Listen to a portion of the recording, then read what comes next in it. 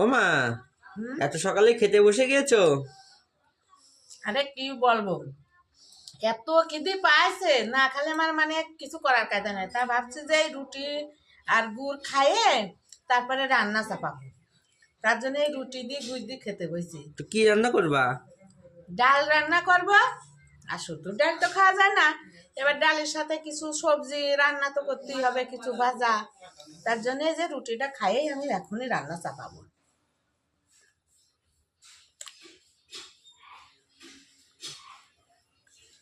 গুড় আর রুটি খেতে ভালো লাগে, বাসি রুটি আর গুড়। এই জিনিস আবার কোথায় পেলে? তোর মেজাজটা সকালবেলায় কুমড়োর ফুল দিয়ে গেছে।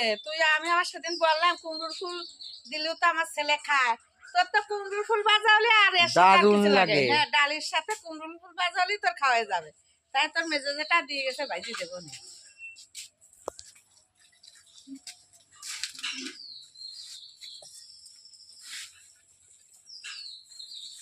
তাই এই যে উনুনটা যে ধরাই নিছি, এখন এই যে চাইলটা আগে দিয়ে দিই।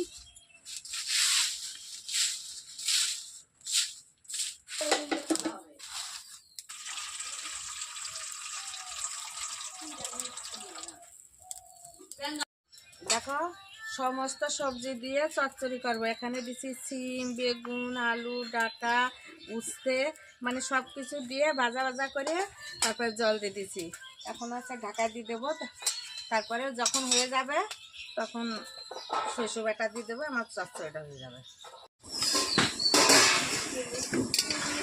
ডালের কালারটা সুন্দর আছে।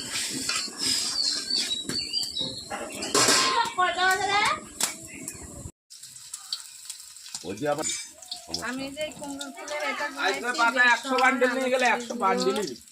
একটু ঢালে গুঁড়ো দিচ্ছি, লবণ, হলুদ, মানে স্বাদ মতন যা যা দেওয়ার লাগে সব দিচ্ছি। আর বেসন আর আলু চালি গুঁড়ো দিচ্ছি, কারণ আলু চালি গুঁড়ো দিলে অনেক সময় মচমচিটা থাকে, তার জন্য আলু চালি গুঁড়ো দিচ্ছি। দিয়ে এভাবে চোবাই এভাবে ভাজছি। 3 বছর জন্য নিয়ে অন্য কিছু চাষ করতে পারবি না, ওইটা লাগাবি। করে নিয়ে এসছি। দেখো এখানে ভাত আর এটা চচ্চড়ি, মানে আমরা সরষে বাটা দিচ্ছি তার জন্য চচ্চড়ি। আর এটা মসুরির ডাল, পেঁয়াজ ডালি দিয়ে করেছি। আর হচ্ছে ডাটা ডালি। আর এই দেখো কুমড়ো ফুল ভাজা, কি সুন্দর লাগছে কুমড়ো ফুল ভাজাগুলো, মচ মচ করছে। মানে বেসন, আলু চালের গুঁড়ো আর স্বাদ মতন হলুদ, লবণ সবকিছু দিয়ে কুমড়ো ফুল ভাজা করছে।